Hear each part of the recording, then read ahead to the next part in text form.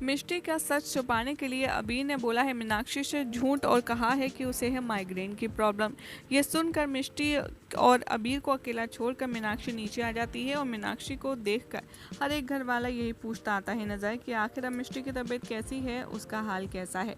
या मिष्टी की तबीयत के बारे में मीनाक्षी कहती है कि नहीं, वो बिल्कुल भी ठीक नहीं है, लेकिन फिलहाल वो दवा खाकर सो रही है।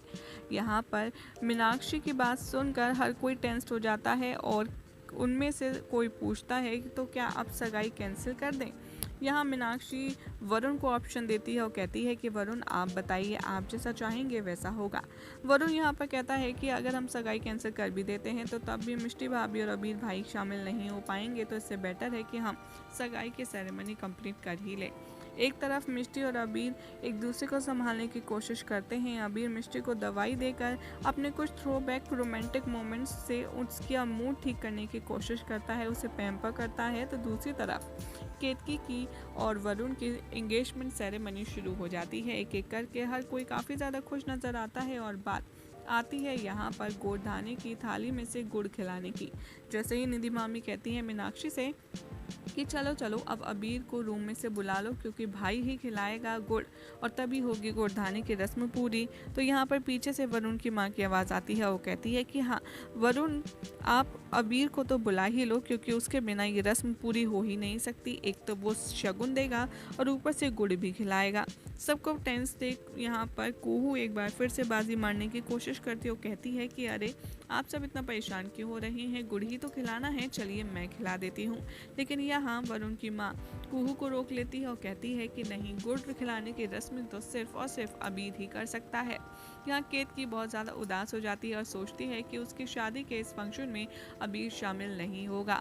लेकिन दूसरी तरफ वो देखती है तो पीछे से आवाज़ आती है अबीर की और वो कहता है कि रुको, मैं केतकी की शादी में शामिल ना हूँ ऐसा तो हो ही नहीं सकता, और उसके गोड़धाने में गुड़ ना खिलाऊं ऐसा भला हो सकता है क्या।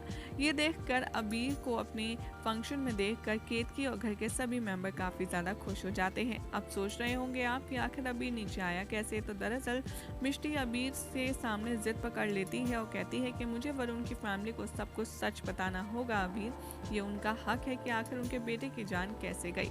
अबीर मिष्टी को मना करता है लेकिन वो नहीं मानती। एट लास्ट अबीर मिष्टी से कहता है कि ठीक है, तुम्हें सच बताना है बता दो, लेकिन उससे पहले ज़रा तुम एक बार मेरे साथ आओ।